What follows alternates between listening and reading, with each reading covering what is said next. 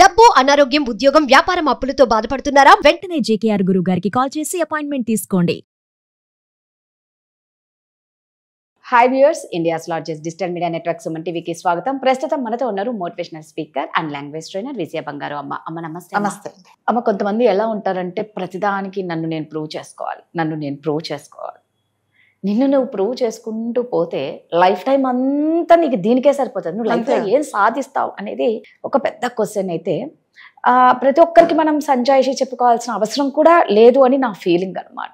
ఎవరికి ఇబ్బంది పెట్టనప్పుడు నువ్వు ఎవరికి సంజాయిషి చెప్పుకోవాల్సిన అవసరం లేదు. సో మనకు విలువ లేని చోట, మనకు రెస్పెక్ట్ ఇవ్వని చోట మనం ప్రూవ్ చేసుకోవడం అవసరమా? అస్సలు అవసరం లేదండి.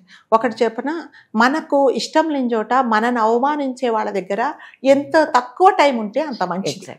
ఓకే, ఎంత కానీ మనని ఎవరైతే కేర్ చేయరో వాళ్ళ గురించి మనం ఎక్కువ, మనని ఎవరైతే లెక్క చేయరో వాళ్ళని మనం లెక్క పెట్టుకుంటాం. ఇదేంటి నాతో మాట్లాడటం లేదు, ఏమైంది, వాళ్ళ గురించి ఆలోచిస్తామన్నట.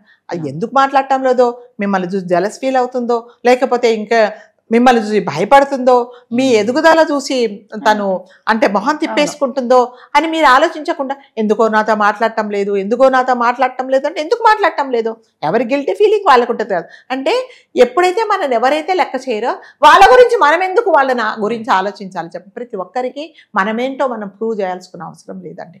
మనమేంటో మనకు తెలుసు, మన క్వాలిటీస్ ఏంటో తెలుసు, మనం ఏం చేయగలమో ఏం చేయలేమో కూడా తెలుసు. ప్రతి ఒక్కరికి నేను మిస్టర్ క్లీన్ అని, నేను చాలా అదేంటి సిన్సియర్గా ఉంటాను, నా గురించి మీరు అలా అనుకోకండి. ఎంతమందిని పోయి మీరు సరి చేస్తారు చెప్పండి? ఈ ప్రపంచంలో ఎవ్వరికి నచ్చరండి. అందరికి 10 మందిలో 8 మందికి మనం నచ్చుతాం. ఇంట్లో నలుగురు ఉంటేనే ముగ్గురికి నచ్చం.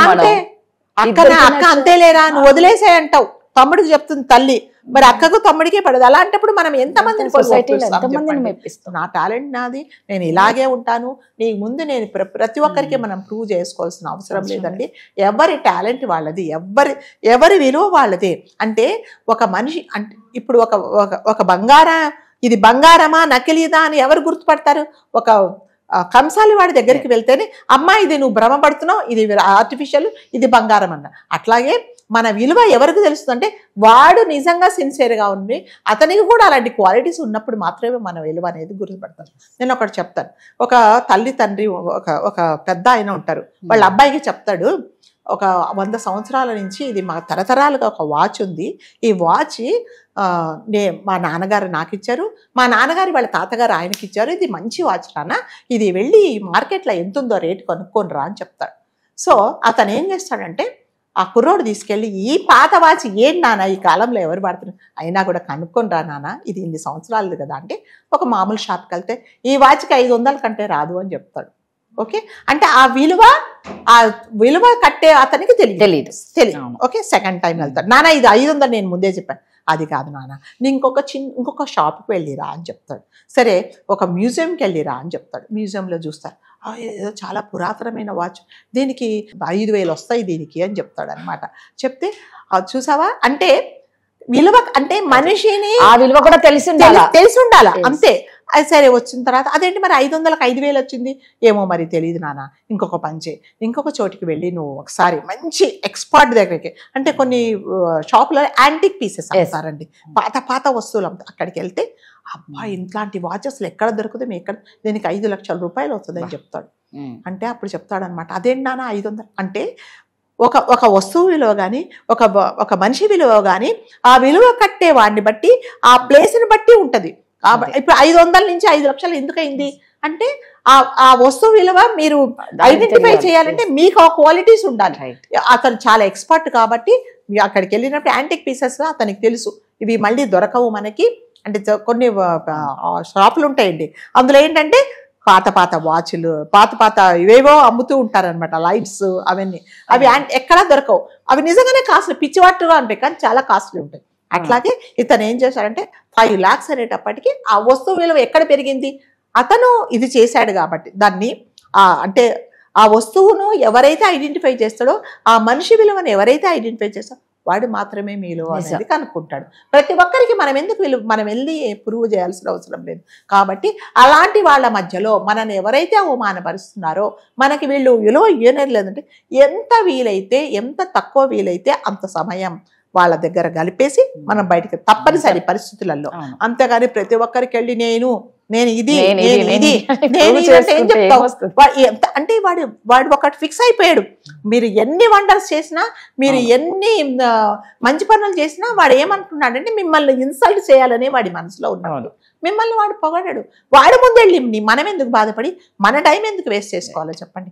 నా విలువేంటో తెలుసు, నా టాలెంట్ ఏంటో తెలుసు, నేనేంటో నాకు తెలిసినప్పుడు ప్రతి ఒక్కరికి వెళ్ళి నేను నేను నేను అని చెప్పాల్సిన అవసరం లేదు. ఇప్పుడు నేను చెప్పిన మీకు వాచ్ సంగతి ఏంటంటే ఆ వాచ్ గురించి దాని విలువ తెలిసిన వాడు మాత్రమే ప్రైస్ చెప్పగలరు. 500లకు వాడికి తెలియదు కదా. ఇప్పుడు రాధగారి క్వాలిటీస్ ఏంటి, రాధగారి గురించి తెలిసిన వాళ్ళు మాత్రమే చెప్తారు. వాళ్ళు ఆమె ఏమో తెలియదండి నాకు అంటాడు, ఎందుకంటే తెలియదు, జీరో వాల్యూ అంటాడు. నాలాంటి దాన్ని అడిగితే నాకు తెలుసు ఏంటంటే ఆ అమ్మాయి యొక్క జమ్మని నేను చెప్తాను, ఎందుకంటే నాకు తెలుసు. అంటే చెప్పే వాళ్ళని బట్టి కూడా ఉంటుందండి. అందుకని ఎప్పుడే కూడా మీరు ఎవరైనా సరే మనం ప్రతి ఒక్కరికి ప్రూవ్ చేసుకోవడం అవసరం లేదు. మన పనులేంటో మనమేంటో మనం చేసుకుంటూ వెళ్ళిపోవడమే. అంతేగాని ప్రతి ఒక్క దగ్గరికి వెళ్ళి నేను గొప్ప నన్ను పొగడం అంటే ఎవడు పొగడండి. నా పని ఏంటో నేను చేసుకుంటూ పోవాలి. కాబట్టి ఎవరైనా మనని అవమానించినా కూడా వాడికి ఒక ఇంటెన్షన్ ఉంటుందన్నమాట. అంటే కొంతమంది జలస్తో కూడా ఏం చేస్తారంటే వీళ్ళని ఎంతసేపు వచ్చి లాగుదామా, కాళ్ళు బట్టి లాగితే వీళ్ళు వెనక్కి వెళితే వీళ్ళకి అదొక సంతోషం అనమాట. అలాంటి వాళ్ళ మాటలు అస్సలు పట్టించుకోకూడదండి. మన విలువ ఏంటి, మనం ఏం చేయగలమో, మన వీక్ పాయింట్స్ ఏంటి, మన స్ట్రాంగ్ పాయింట్స్ ఏంటి మనకు తెలుసు. కాబట్టి మన దారిలో మనం వెళ్ళిపోవడం. అలాంటి వాళ్ళ మాటలు అస్సలు పట్టించుకోవద్దు. నిజంగా మీరు చెప్పిన స్టోరీ చాలా బాగుంది. అంటే విలువ తెలియని చోట అక్కడ మనం ఉన్నాము అంటే మన వాల్యూ పోతుంది అనేది అంతే ప్రత్యక్షంగా కనిపిస్తుంది. 5 లక్షల వాచ్ ఆ విలువ తెలియని వాడి దగ్గర 500 రూపాయలు మరి, ఎందుకంటే వాడికి తెలియదు. సో అలాంటి వాళ్ళ దగ్గర మనం ఉండకుండా ఉంటేనే మన విలువ. ఇప్పుడు నేనేంటండి అంటే ఏంటండి ఏముందండి అంటారు. ఎందుకు నీకు తెలియదు కాబట్టి. తెలిసిన వాళ్ళు ఏమంటారు, అమ్మ చాలా గ్రేట్ అని అంటారు, ఎందుకంటే వాడికి ఆ విలువ తెలుసు. కాబట్టి అలాంటి వాళ్ళ గురించి మనం పట్టించుకోకూడదండి. మనం ఏంటో తెలుసు, మన సెల్ఫ్ ఏంటో కాన్ఫిడెన్స్ ఏంటో మనకు తెలుసు. కాబట్టి ప్రతి ఒక్కరి దగ్గరికి వెళ్ళి మనం ప్రూవ్ చేయాల్సిన అవసరం అయితే 100% లేదు. నేనైతే చేయను ఆ పని అసలు. నిజంగా టైం వేస్ట్ పనులండి ఇవన్నీ. ఇప్పుడున్న హడావిడి లైఫ్ లో డబ్బులు ఎలా సంపాదించాలి, హెల్త్ ని ఎలా కాపాడుకోవాలన్న బిజీ టైంలో ఇలాంటి వాటికి టైం వేస్ట్ చేస్తే మాత్రం అవివేకులు ఎవరు ఉండరు. Thank you.